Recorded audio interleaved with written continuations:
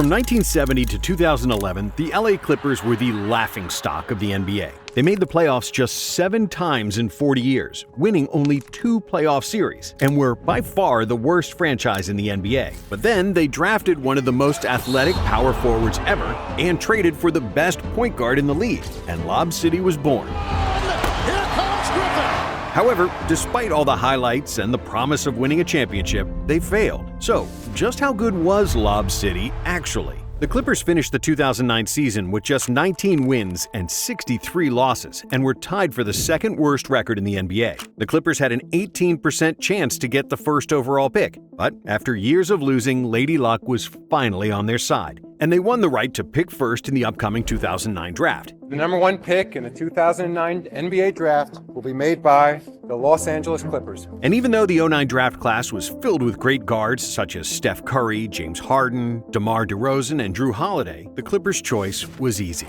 With the first pick in the 2009 NBA draft, the Los Angeles Clippers select Blake Griffin. Blake Griffin just came off one of the most dominant seasons in NCAA history, where he averaged 22.7 points, 14.4 rebounds, and 2.3 assists per game, breaking a ton of rebounding records. Strong as an ox, with big hands, freakish athleticism, toughness, and an impeccable work ethic, Griffin was out-hustling and out-muscling every opponent that came his way. Even though his offensive game was unpolished, Blake was like a wrecking ball, and he often made other college big men look like little kids, winning all the major awards for Collegiate Player of the Year. Blake immediately proved his class in the NBA Summer League, winning the MVP. But then, a disaster. Anyone live up to that? Telfair! Oh, wow! A monster jam! In the final preseason game, Griffin landed awkwardly after a dunk, resulting in a stress fracture of his kneecap. After several weeks of hesitancy, the doctors opted for surgery, and Griffin was ruled out for the season. Without their prized first pick, LA had another losing season, with 29 wins and 53 losses. In the 2010 draft, they had the 8th overall pick, which they used on Al-Farouq Aminu, missing out on Gordon Hayward and Paul George, who got selected 9th and 10th. However, when the 2010 season started, Griffin was finally healthy and quickly showed why he was one of the most talented players to ever suit up for the Clippers. Blake scored 20 points and grabbed 14 rebounds in his NBA debut. And in his 14th career game against the Knicks, he finished with 44 points, 15 rebounds, and 7 assists. That game marked the beginning of a 27-game streak where he finished with a double-double, the longest rookie double-double streak since 1968. Griffin was selected by the coaches for the All-Star game, becoming the first rookie since Tim Duncan with that accomplishment. He also appeared in the slam dunk contest, where he absolutely dominated the competition, highlighted by his dunk over a car. You gotta believe!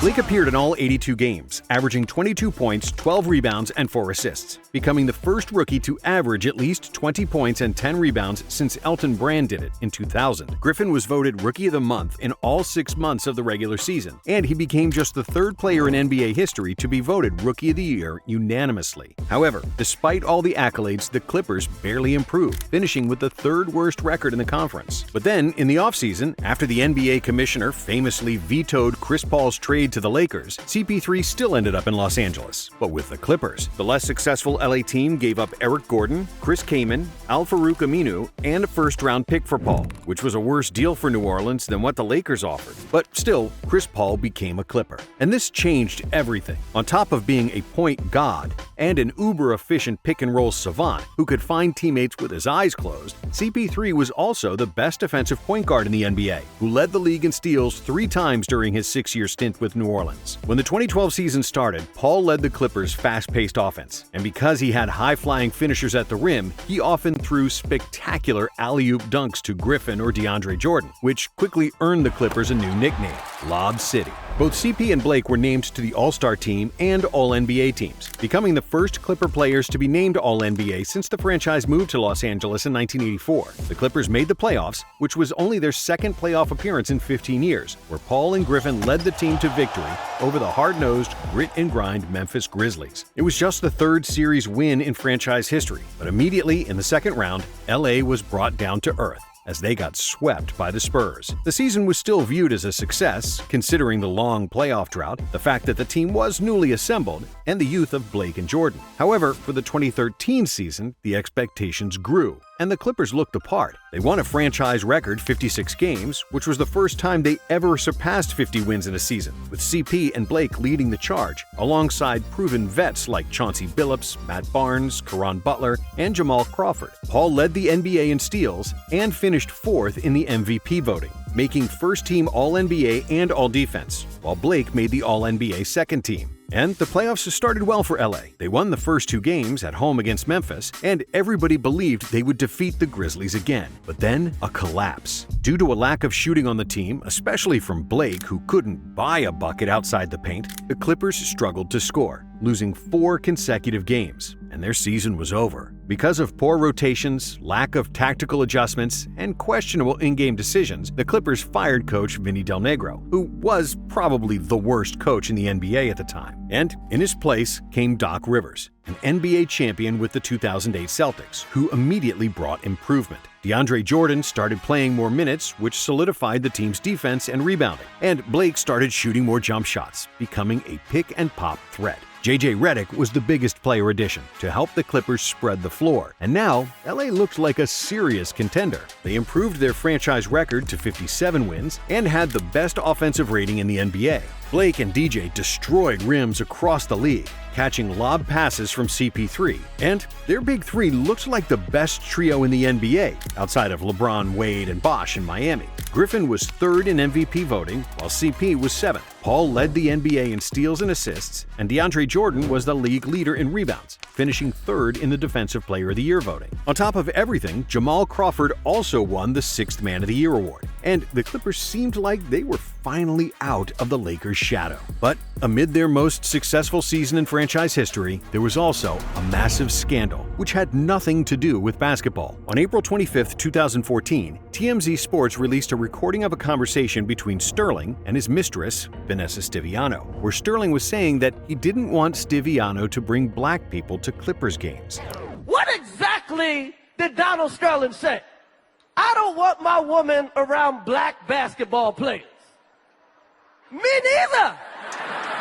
After his comments went public, the NBA banned Sterling for life, giving him a $2.5 million fine and forcing him to sell the team. I am banning Mr. Sterling for life from any association with the Clippers organization or the NBA.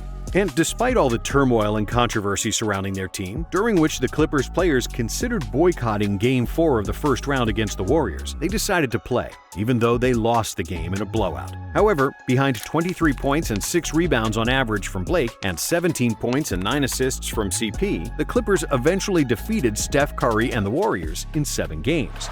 The fake handoff and the drive and the collision and the tie! What a play! And their second-round matchup against OKC was just as nail-biting, with the Thunder and Clippers trading punches and exchanging leads throughout the series. Both teams won 2 games, and Game 5 was another close contest, but it looked like it would go the Clippers' way. Paul with the jumper. Yes! As they held a 7-point lead with 49 seconds remaining. But then, Chris Paul committed 2 costly turnovers and fouled Westbrook on a 3-point attempt. Down by 2, Westbrook for the lead. The Thunder escaped with a 105-104 victory in what was the biggest meltdown of CP3's career. It's me. Everything that happened at the end is on me. The Clippers had their chances in Game 6, but once again they lost their cool in the clutch, and the Thunder advanced. However, despite failing to make the conference finals for the 3rd consecutive season, the Clippers' main players were still young and in their prime. Paul and JJ Redick were 29, DJ was 26, and Blake was just 25 years old. Barnes and Jamal Crawford were 34, but they were still very capable, and the Clippers believed that with continuity and a bit of luck, they could finally go all the way. For the 2015 season, Griffin further improved his shooting and all-around game. When he first came to the NBA, Blake was a brute finisher, and his main strengths were agility, explosiveness, and a soft touch around the basket. As a rookie, Blake shot just 25% on his attempts outside the paint, but in the 2015 season, this number improved to 48%. Even though his jumper was robotic and slow as hell, Griffin shot 40% on his mid-range attempts. He wasn't a mid-range assassin like Chris Paul or KD, but he was good enough to keep the defenses honest and force them to close out on him, which then opened his driving lanes and created passing opportunities that weren't there when he was a rookie. In 2015, Blake averaged a career-high 5.3 assists per game. His free throw percentage rose to a very respectable 73%, and the Clippers got another shot creator outside of Chris Paul. CP3 still led the NBA in assists that season, but Griffin's improvement allowed him to spend more time off the ball, resulting in a career-high efficiency, as Paul was very close to shooting 50-40-90 for the season. DeAndre Jordan also improved, averaging a league-leading 15 rebounds per game, as well as 71% shooting from the field, the second-best field goal percentage in NBA history. DJ made the first-team All-Defense, just like Chris Paul, who also got named to the All-NBA First Team, while Blake made the third team. JJ Redick also played the best basketball of his life, averaging 16 points per game and making a career-high 44% of his three-pointers. The Clippers were firing on all cylinders, once again finishing the season with the best offensive rating in the league, and it looked like this was finally going to be their year. But in the first round of the playoffs, a tall task awaited the defending champion San Antonio Spurs, and after 5 games, it seemed like the Clippers were in trouble, as the Spurs held a 3-2 lead in the series with the upcoming Game 6 in San Antonio. However, thanks to 26 and 12 from Blake and 19 points and 15 assists from Paul, the Clippers forced a Game 7. And then, in the deciding contest, a disaster. Chris Paul injured his hamstring in the first quarter, and it was a question whether he could continue the game. But Paul persevered and played through the injury, in what was maybe the best game of his career. CP3 hit 9 of his 13 shots, including 5 of 6 for 3, and a game-winning floater over Tim Duncan that clinched the series.